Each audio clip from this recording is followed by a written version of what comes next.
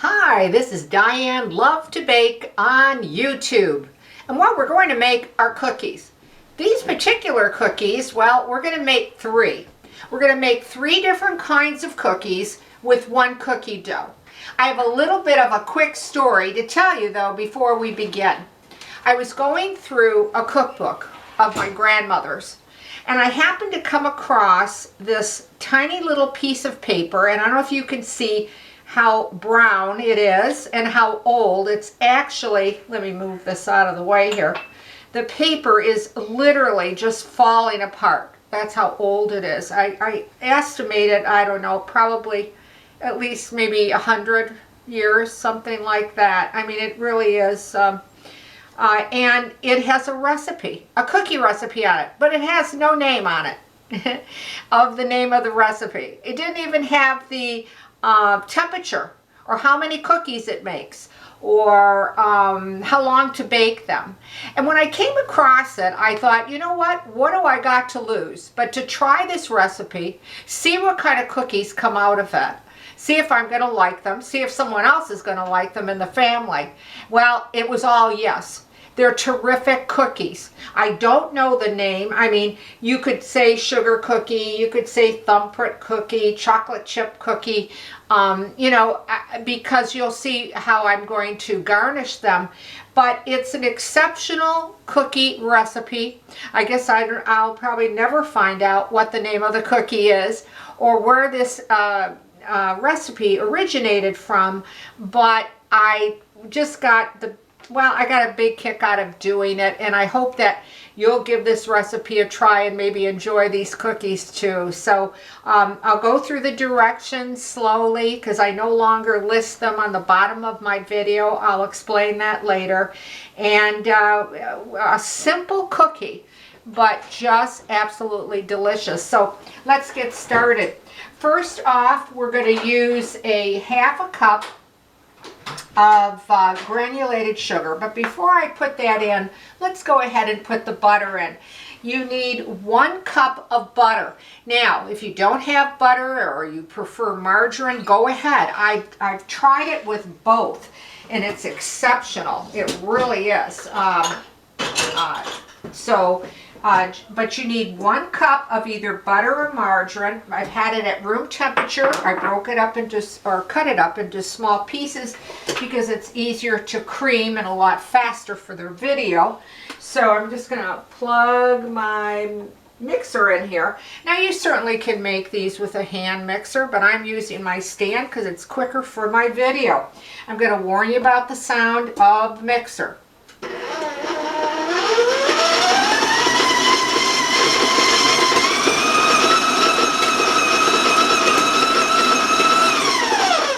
Once you cream that and you break up your butter or your margarine that you're using, and again it was, excuse me, 1 cup, then you're going to put in a half a cup of granulated sugar, a little at a time, till they both cream together quite smooth.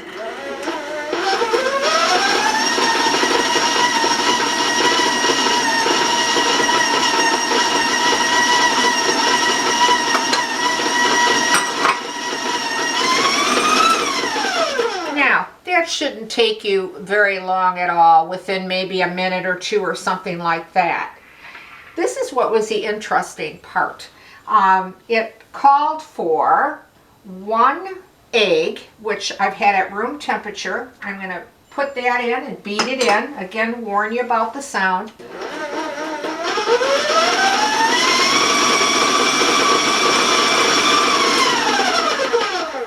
I'm just going to take my spatula right now and just clean up the sides a little bit and get to the bottom a little bit where it tends to stick. Beat this till it's all combined. So I'm going to let it go for a couple more seconds here.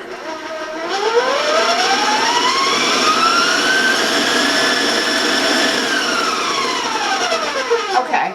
And the next thing you're going to put in is 2 egg yolks. So we've put 1 full egg in, and now we're putting just the yolks of 2 eggs. Okay? And we're going to beat that until it's smooth.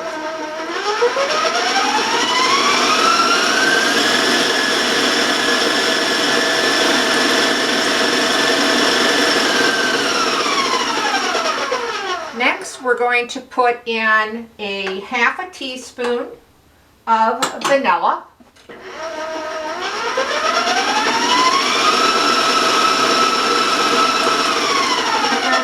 Again, I'm just going to clean the sides, get to the bottom of that bowl, combine it, and then I'm going to turn it back on just for a few more seconds. Now you're going to spend about 2 or 3 minutes beating this because you want it light and you want it fluffy.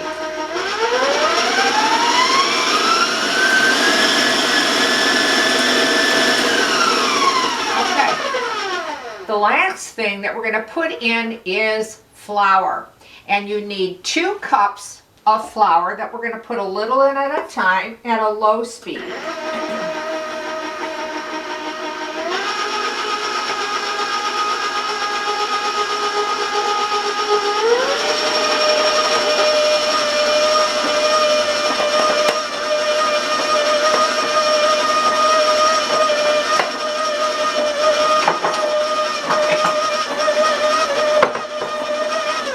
I'm going to just turn it up and it's going to clean the sides of this bowl.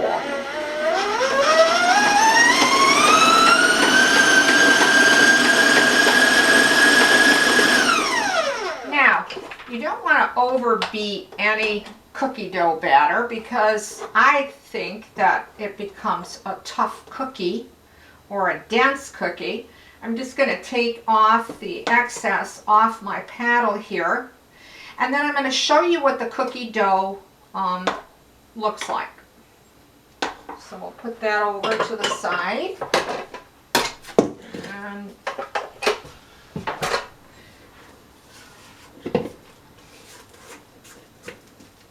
it has a beautiful yellow color from the butter and the eggs.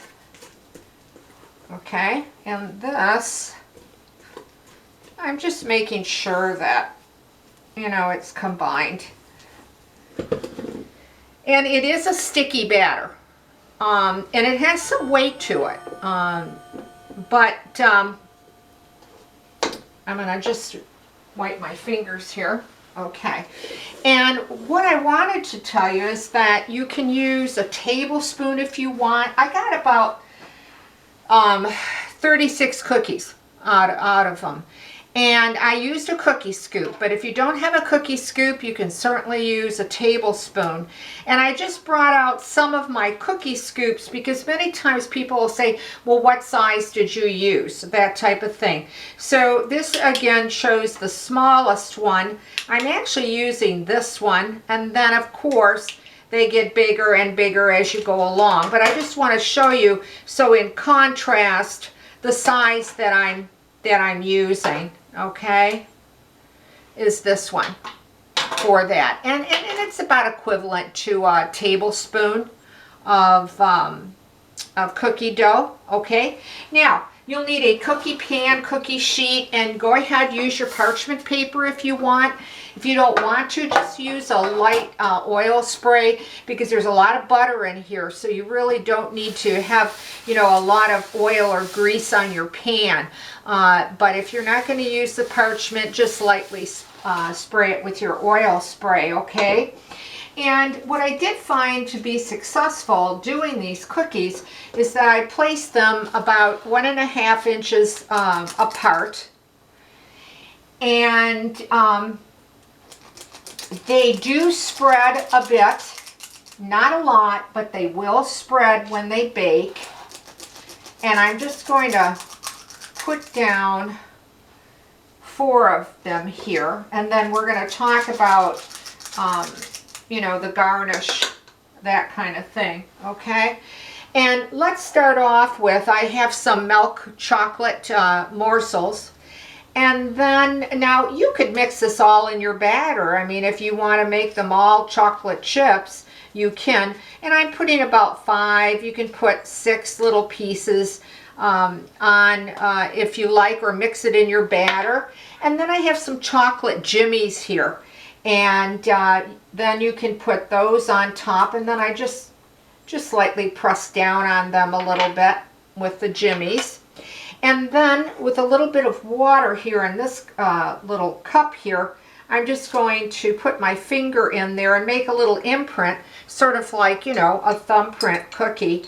And then with some preserves, now you can use whatever you like, whether it's peach or apricot or strawberry or whatever, and put, you know, about a half of a teaspoon. That's quite generous right there, of your preserves or your jams, whatever flavor that you like.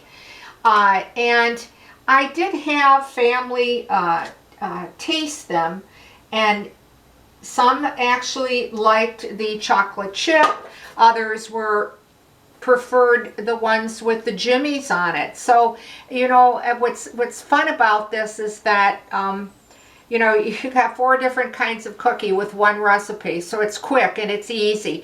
And if you try this recipe, you might find the one that you like best or your family particularly liked. I did bake them at 350 degrees. That's kind of a traditional temperature for baking cookies. Our oven's set up so differently, so I really watched my timing, being I had no directions to follow on this recipe. And I will tell you that because our ovens, as you know, set up so differently, they can come up anywhere from 12 to 15 minutes. Mine stayed in around that 12 or 13 mark on my new oven. So, you know, that's the one thing that you're going to have to play with a little bit on the baking time and whatever. But 350 and around those time zones. And then, of course, when they're come out of the oven, put them on a cooling rack till you're ready to serve them and plate them and that kind of thing. All right. And now, if you choose and you want to use a bigger scoop, or you want it less, you want a bigger cookie, then of course you're going to get less. If you try a little bit smaller one, say you prefer the real small scoop, you're going to get, you know, a larger batch of cookies. But this is the size that I showed you that I chose for this recipe, and I'll show you now what they look like in a finished product. So let me just rinse my hands here, because I was handling raw cookie dough with eggs. And I want to show you what these cookies look like once they are baked up.